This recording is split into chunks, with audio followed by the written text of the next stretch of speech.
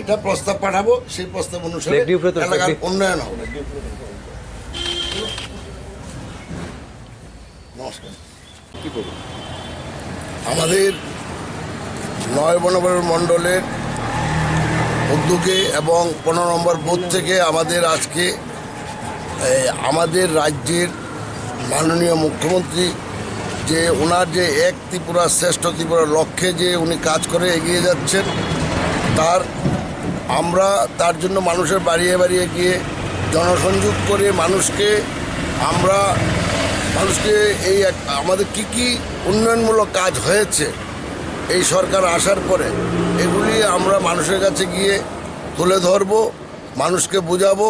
মানুষ দেখছে এবং আবারও মানুষকে আমরা গিয়ে বারবার প্রত্যেকের ঘরে ঘরে গিয়ে বনমালীপুর প্রত্যেকের বাড়িতে গিয়ে আমরা বোঝাবো যে আমরা মানে এই যে এই ভাতা আমাদের সরকার ৭০০ টাকাতে ১০০০ টাকা করেছেন এবং ২০০০ টাকা করবেন যে প্রতিশ্রুতি দিয়েছিলেন নির্বাচনের আগে। এই যে কাজগুলি হচ্ছে, স্মার্ট সিটির কাজ হচ্ছে, প্রতিশ্রুতি ছাড়াও তার বাইরে যে আমাদের অনেক কাজ হয়েছে, যেমন রেশনিং ব্যবস্থা, সেটা প্রতিশ্রুতির মধ্যে ছিল না।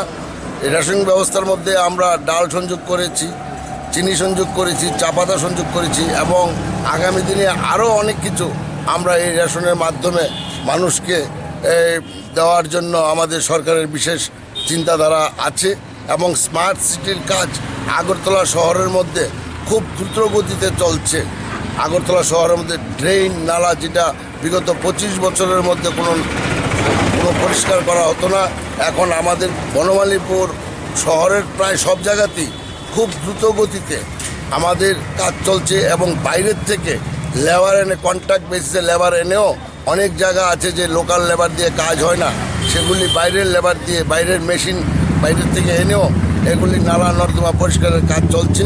আমাদের সরকার যে দ্রুত গতিতে আমাদের এই মানে জল নিষ্কাশন, বন্যার থেকে মানুষকে শহরের বুকে থেকে রক্ষা করার জন্য যে কাজ করেছে এবং তার ফল গত বর্ষায় আমাদের সমস্ত শহরবাসী তা পেয়ে গেছে, অনেকটা পার্সেন্টেজ কমে গেছে। এবং আগামী ১-২ বছর সময় পেলে পরে আমাদের যে কাজগুলি করার পরিকল্পনা আছে, এগুলি করলে পরে জল থেকে শহরবাসী মুক্তি পাবে এবং উন্নয়নমূলক কাজ স্মার্ট সিটি থেকে শুরু করে কলেজ রোডে যেভাবে স্মার্ট সিটির কাজ চলছে, আমাদের এই রোডে